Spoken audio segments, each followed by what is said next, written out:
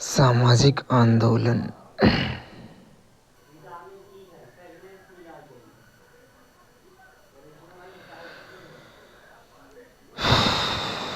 भारत में सामाजिक आंदोलनों के अंतर्गत सामूहिक कार्य आते हैं जो इतिहास में विभिन्न सामाजिक, राजनीतिक, आर्थिक मुद्दों को हल करने के उद्देश्य से किए गए कृषि संघर्षों और आदिवासी आंदोलनों से लेकर नारीवादी, दलित तथा पिछड़े वर्गों के आंदोलनों तक सभी ने लोगों की विविध भागीदारी देखी गई। इन आंदोलनों का नेतृत्व अक्सर महान नेता या संगठित समूह किया करते थे जो भारतीय सामाजिक ताने बाने के भीतर पहचानी विचारधाराओं और हितों की गत्यात्मक परस्पर क्रिया को दर्शाते हुए मौजूदा मानदंडों को चुनौती देने, अधिकार प्रदान करने या सुधार को बढ़ावा देने की कोशिश करते थे। ये आंदोलन जिनमें समानता, स्त्रीकृत,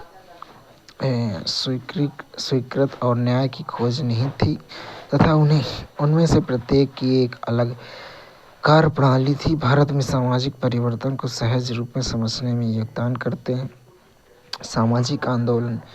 सामाजिक आंदोलन में एक लंबे समय तक निरंतर सामूहिक गतिविधियां होती हैं। इसका उद्देश्य समाज की गलत नीतियों या कार्यों के विरुद्ध परिवर्तन लाना या उन्हें रोकना है। सामाजिक आंदोलन के लक्षण ये कुछ हद तक संगठित प्रकृति के होते हैं। इनका बेहतर ढंग से नेतृत्व किया जाता है और निर्णय तथा कार्यान्वयन के लिए एक निश्चित संरचना तथा एवं कार्यप्रणाली होती है। सामाजिक आंदोलन में भाग लेने वाले लोगों के उद्देश्य तथा विचारधाराओं में भी समानता होती है। सामाजिक आंदोलन में एक सामान्य अभिव्यक्ति, सामान्य अभिमुखता अथवा किसी परिवर्तन को लाने या उसे रोकने का तरीका होता है। ये विशिष्ट लक्षण स्थायी नहीं होते बल्कि सामाजिक आंदोलन के जीवन अवधि में बदल सकते हैं। उद्देश्य और विरोध। आमतौर पर सामाजिक आंदोलनों का उद्देश्य सार्वजनिक मुद्दों का समाधान करना होता है जैसे जनजाति, आबादी या विस्थापित व्यक्तियों के अधिकार। अन्य प्रमुख उदाहरणों में दलितों और बहिष्कृत समूहों द्वारा किए गए आंदोलन और वैसे शैक्षिक आरक्षण प्रस्तावों का विरोध शामिल है। स्पष्ट है कि प्रतिरोध के बावजूद सामाजिक आंदोलन समय के साथ सामाजिक परिवर्तन लाते हैं। गतिविधियां एवं कार्य। विरोध प्रदर्शनों को सामूहिक कार्यवाही का सबसे प्रत्यक्ष रूप है के अलावा अपने उद्देश्य पर समर्थन एकत्रित करने और आम सहमति बनाने के लिए सामाजिक आंदोलनों के अंतर्गत विभिन्न गतिविधियां शामिल होती हैं। इसमें बैठकें आयोजित करना, सरकार और मीडिया के साथ लॉबिंग करके अभियान चलाना तथा विरोध के विविध प्रकार जैसे जुलूस, नुक्कड़ नाटक या प्रतीकात्मक कार्य आदि शामिल होते हैं। सामाजिक परिवर्तन और सामाजिक आंदोलनों में अंतर। सामाजिक परिवर्तन और सामाजिक आंदोलन यद्यपि परस्पर जुड़े हुए हैं फिर भी उनकी विशेषताएं भिन्न हैं। सामाजिक परिवर्तन एक निरंतर रूप में आगे बढ़ने वाली प्रक्रिया है जो असंख्य व्यक्तियों तथा सामूहिक गतिविधियों का परिणाम होती है। दूसरी ओर सामाजिक आंदोलन विशिष्ट उद्देश्यों की ओर निर्देशित होते हैं जिसके लिए लोगों द्वारा परिवर्तन लाने हेतु लंबे समय तक और निरंतर प्रयास करना आवश्यक होता है। उदाहरण के लिए, जबकि सांस्कृतिकरण और पाश्चात्यीकरण व्यापक सामाजिक परिवर्तनों का प्रतिनिधित्व करते हैं, 19वीं सदी के समाज सुधारकों द्वारा समाज को बदलने के प्रयास सामाजिक आंदोलनों का उदाहरण है। इस दृष्टिकोण से सामाजिक आंदोलनों को सामाजिक परिवर्तन की व्यापक निरंतरता के भीतर केंद्रित प्रयासों के रूप में देखा जा सकता है। इसका उद्देश्य विशेष मुद्दों का समाधान करना या निर्धारित लक्ष्यों को प्राप्त करना होता है। स्वतंत्रता आंदोलन में औपनिवेशिक प्रतिबंधों के विरुद्ध धरना और नमक उत्पादन की अवहेलना जैसी नवीन विरोध तकनीकों का प्रदर्शन किया गया। इन तकनीकों के माध्यम से सामाजिक आंदोलन सामूहिक उद्देश्यों को प्राप्त करने के लिए साझा समझ और सहमति को बढ़ावा देने का प्रयास करते हैं तथा धीरे धीरे परिकल्पित सामाजिक आंदोलनों की दिशा में कार्य करते हैं। समाजशास्त्र तथा सामाजिक आंदोलन। समाजशास्त्र के लिए सामाजिक आंदोलनों के अध्ययन का महत्व। प्रारंभ से ही समाजशास्त्र विषय सामाजिक आंदोलनों में विशेष रुचि लेता रहा है। फ्रांसीसी क्रांति राजतंत्र को उखाड़ फेंकने तथा स्वतंत्रता, समानता और बंधुत्व स्थापित करने के उद्देश्य से चलाए गए अनेक सामाजिक आंदोलनों की एक हिंसात्मक परिणति थी। ब्रिटेन ने औद्योगिक क्रांति के दौरान बहुत से सामाजिक उतार चढ़ाव हुए। गांवों से नगरों में रोजगार की तलाश में आए गरीब मजदूरों तथा कारीगरों ने उन अमानवीय जीवन स्थितियों का विरोध किया जिसमें रहने के लिए उन्हें बाध्य किया जाता था। इंग्लैंड के खाद्य दंगों फूड राइट्स को प्राय सरकार ने दबाया। कुलीन वर्ग द्वारा इन विरोधियों को स्थापित व्यवस्था के लिए गंभीर चुनौती के रूप में देखा जाता था। सामाजिक व्यवस्था को बनाए रखने के लिए उनकी चिंता समाजशास्त्री इस्माइल दुर्खीम की रचनाओं में प्रतिबिंबित हुई थी। दुर्खीम द्वारा समाज में श्रम के विभाजन, धार्मिक जीवन के प्रकार, यहाँ तक कि आत्महत्या आदि विषयक लेख उनकी चिंता को प्रतिबिंबित करते हैं कि कैसे सामाजिक संरचनाएं सामाजिक एकीकरण को संभव बनाती हैं। सामाजिक आंदोलनों को अव्यवस्था फैलाने वाली शक्तियों के रूप में देखा जाता है। कार्ल मार्क्स के विचार से प्रभावित विद्वानों ने सामूहिक हिंसात्मक गतिविधियों का एक विभिन्न दृष्टिकोण प्रस्तुत किया। E.P. थॉमसन जैसे इतिहासकारों ने दर्शाया कि जनसंकुलन तथा भीड़ समाज को नष्ट करने के लिए अराजक गुंडों द्वारा बनाई हुई नहीं होती हैं। इसके बजाय उनमें भी नैतिक अर्थव्यवस्था होती है। दूसरे शब्दों में उनमें भी गतिविधियों के विषय में सही और गलत साझी समझ होती है। उनके शोध ने दर्शाया कि नगरीय क्षेत्र में गरीब लोगों के पास विरोध करने के लिए उपयुक्त कारण होते हैं। वे प्रायः सार्वजनिक रूप से विरोध करते हैं क्योंकि उनके पास वंचन के विरुद्ध उनका गुस्सा और शोध प्रकट करने का कोई दूसरा तरीका नहीं होता। सामाजिक आंदोलनों के सिद्धांत। सापेक्षिक वंचन का सिद्धांत दूसरों की तुलना में दयनीय स्थिति होने की धारणा। यह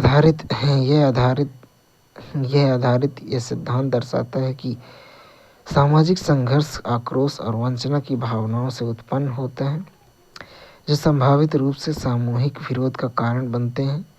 ये देखा गया है कि वंचन की भावना लोगों को प्रेरित कर सकती है, परंतु वे अकेले सामाजिक आंदोलनों को जन्म देने के लिए पर्याप्त नहीं है। इस प्रक्रिया के लिए साझी विचारधाराओं, रणनीतियों, नेतृत्व और संगठन का सम्मिश्रण आवश्यक है। मैंकर ओल्सन का दृष्टिकोण। ओल्सन ने the logic of collective action में सामाजिक आंदोलनों को स्वलाभ प्रेरित या स्वलाभ चाहने वाले तरसंगत व्यक्तियों के समूह के रूप में चिन्हित किया है। ऐसे आंदोलनों में शामिल होने से पहले लोग लाभ बनाम जोखिम का आकलन करते हैं तथा उनकी भागीदारी स्वार्थ से प्रेरित होती है। मैकार्थी और जॉर्ज द्वारा संसाधित संगठन सिद्धांत। ओल्सन को चुनौती देते हुए यह सिद्धांत एक आंदोलन की सफलता को नेतृत्व, संगठनात्मक क्षमता और संचार चैनलों जैसे विभिन्न संसाधनों का उपयोग करने की क्षमता के आधार पर रेखांकित करता है। निश्चित संसाधन की धारणा के विपरीत यह मानता है कि आंदोलन संघर्ष के बीच नए संसाधन उत्पन्न कर सकते हैं तथा संसाधन की कमी के बावजूद भी ऐसे प्रभावकारी सिद्ध हो सकते हैं। बंधन से ऊपर उठकर कार्य करना। सामाजिक संघर्ष से लेकर सामूहिक कार्यवाही तक की यात्रा के लिए उत्पीड़न के रूप में सजग पहचान के साथ साथ मजबूत संगठन, नेतृत्व, सुपरिभाषित विचारधारा की आवश्यकता होती है। जेम्स स्कॉट की वेपन्स ऑफ द वीक में सूक्ष्म प्रतिरोध का बल दिया गया, जहां उत्पीड़ित लोग अपने शोषण के प्रति जागरूक होकर विरोध के रूप में प्रतिदिन के प्रतिरोध का प्रयोग करते हैं। सामाजिक आंदोलन के प्रकार। सामाजिक आंदोलन विविध हैं। इन्हें तीन मुख्य प्रकारों में वर्गीकृत किया जा सकता है: प्रतिदानात्मक, सुधारवादी और क्रांतिकारी। सुधारवादी आंदोलन यह वृद्धिशील चरणों के माध्यम से सामाजिक और राजनीतिक व्यवस्था में क्रमिक परिवर्तन हेतु प्रयास करता है। उदाहरण के लिए 1960 के दशक में भाषा के आधार पर भारतीय राज्यों के पुनर्गठन संबंधी आंदोलन एवं सूचना का अधिकार अभियान, प्रतिदानात्मक आंदोलन। इसका उद्देश्य व्यक्तिगत चेतना और सदस्यों की गतिविधियों में परिवर्तन लाना। उदाहरण के लिए नारायण गुरु ने केरल में इजहावा समुदाय को अपनी सामाजिक प्रथाओं को बदलने के लिए प्रेरित किया। क्रांतिकारी आंदोलन, इसका मुख्य उद्देश्य सरकार की दमनकारी प्रवृत्ति के विरुद्ध सामाजिक संबंधों को परिवर्तित करना। इनमें राजसत्ता को निशाना बनाया जाता है। उदाहरण के लिए रूस में बोल्शेविक क्रांति और भारत में नक्सलवादी आंदोलन, जिसका उद्देश्य दमनकारी भूस्वामियों एवं राज्य अधिकारियों को हटाना था। सामाजिक आंदोलनों की विविध धारण।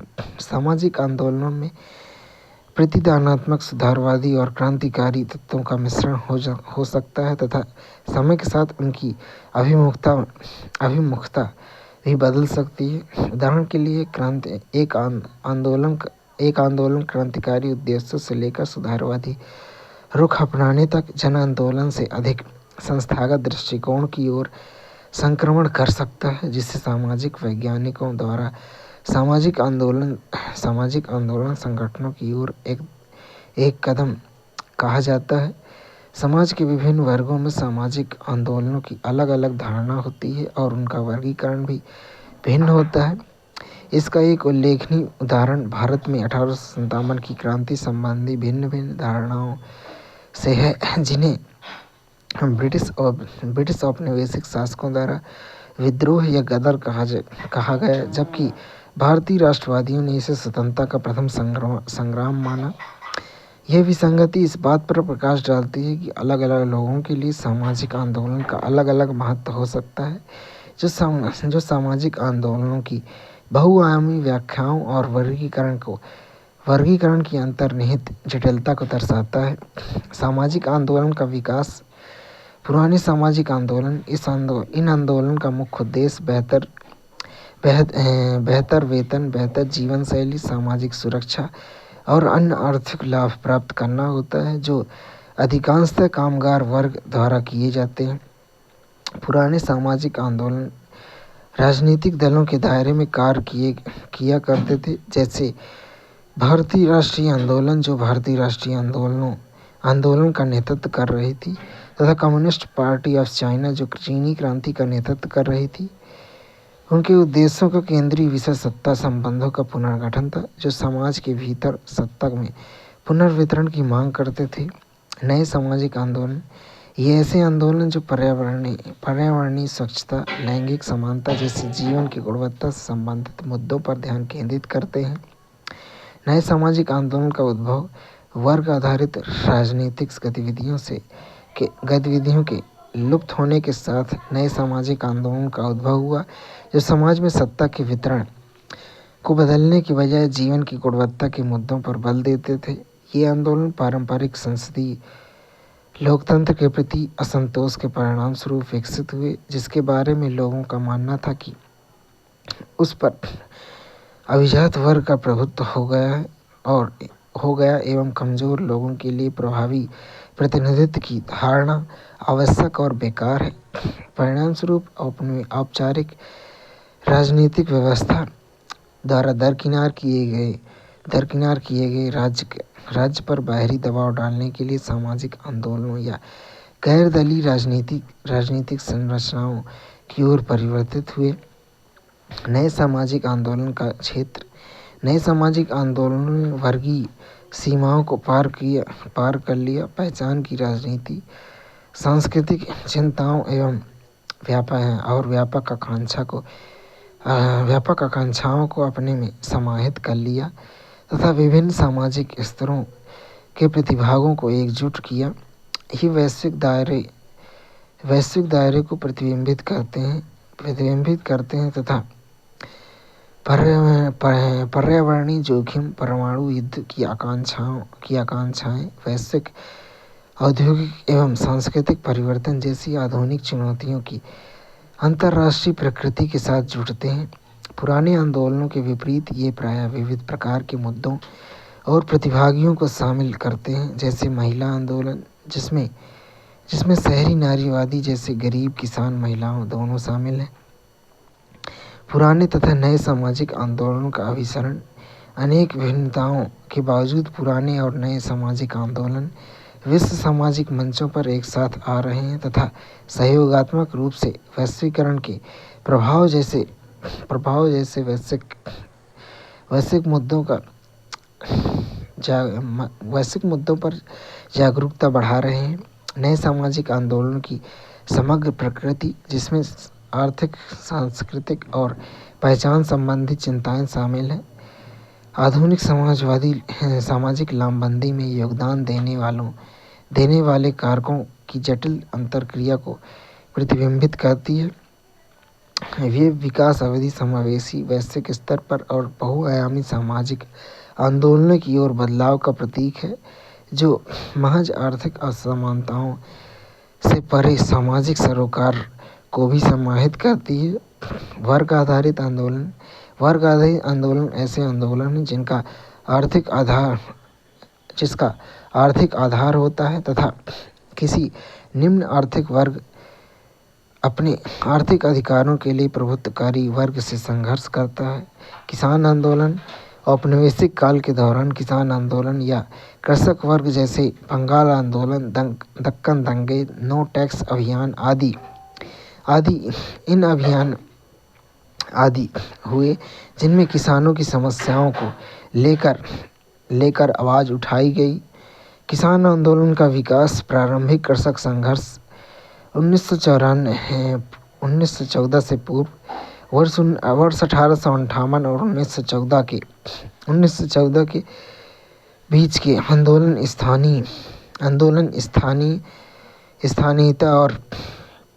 स्थानीयता और विभाजन संबंधी समस्याओं तक सीमित रहने की ओर प्रवृत्त थे। कृषक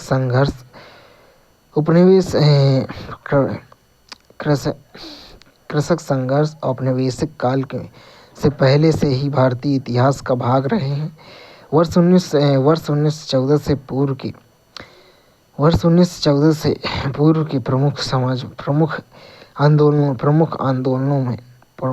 आंदोलनों में नील की कृषि के विरुद्ध बंगाल विद्रोह 1859 से 1862 और साहूकारों के विरोध में किए गए 1857 के दक्कन विद्रोह शामिल है। हालांकि ये स्थानीय स्तर पर तथा विशिष्ट समस्याओं तक ही सीमित रहे। स्वतंत्रता आंदोलन के साथ एकीकरण 1914 से 1940। वर्ष 1914 के बाद महात्मा गांधी के नेतृत्व में बारदौली सत्याग्रह 1928, चंपारण सत्याग्रह 1917-18 जैसे कुछ कृषक संघर्ष स्वतंत्रता आंदोलन के साथ एकीकृत किए गए, जिनमें क्रमशः कृषक असहयोग का आह्वान तथा नील की खेती का विरोध किया गया। इस अवधि के दौरान ब्रिटिश उन नीतियों के विरुद्ध भी विद्रोह प्रदर्शन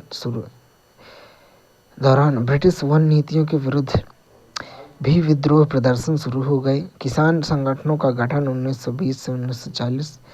वर्ष 1920 से 1940 के बीच बिहार प्रांतीय किसान सभा 1929, अखिल भारतीय किसान सभा 1936 जैसे किसान संगठनों की स्थापना हुई, जो किसानों तथा अन्य शोषित वर्गों के लिए आर्थिक शोषण की मुक्ति की मांग कर रहे थे। स्वतंत्रताकालीन किसान आंदोलन 1946 से 1951। स्वतंत्रता के समय दो लेखनी आंदोलन विकसित हुए।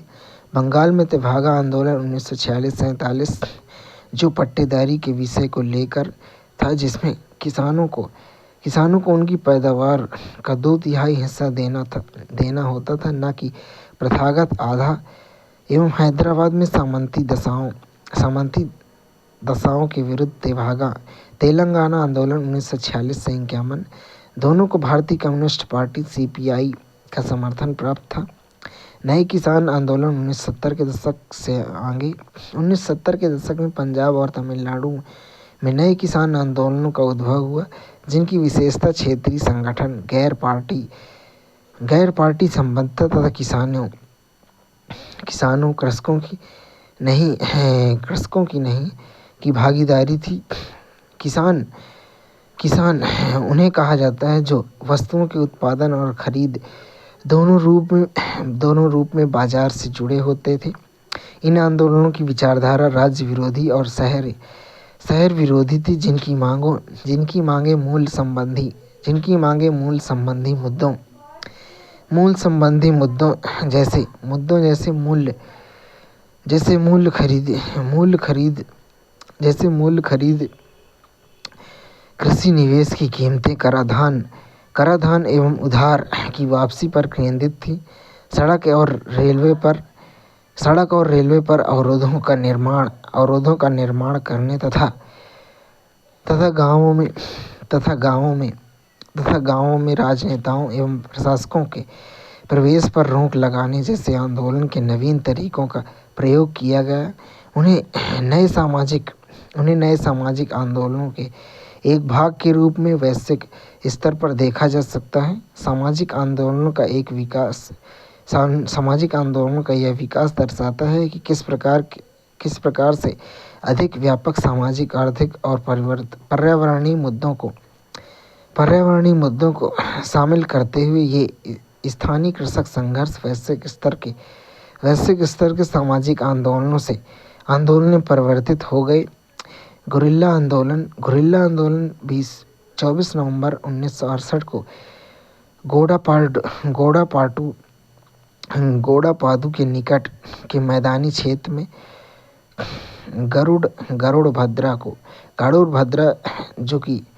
जो कि एक अमीर भूस्वामी की जमीन पर फसल को जबरन कटवाने पर शुरू हुआ। अधिक सार्थक कार्यवाही वह थी जो कि अगले दिन पहाड़ी क्षेत्र में हुई, जब पार्वतीपुरम एजेंसी क्षेत्र के पौड़ा गोतली गांव में बहुत से गांवों लगभग 250 गिरिजनों ने तीर, धनुष और भालों से भूस्वामी व साहूकार के घर पर धावा बोल दिया। उनके जमा किए हुए धान, चावल, अन्य खाद्य पदार्थों तथा 20,000 मूल्य की संपत्ति पर कब्जा कर लिया, जिन्होंने प्रलेखों को भी अधिग्रहित कर लिया। कामगारों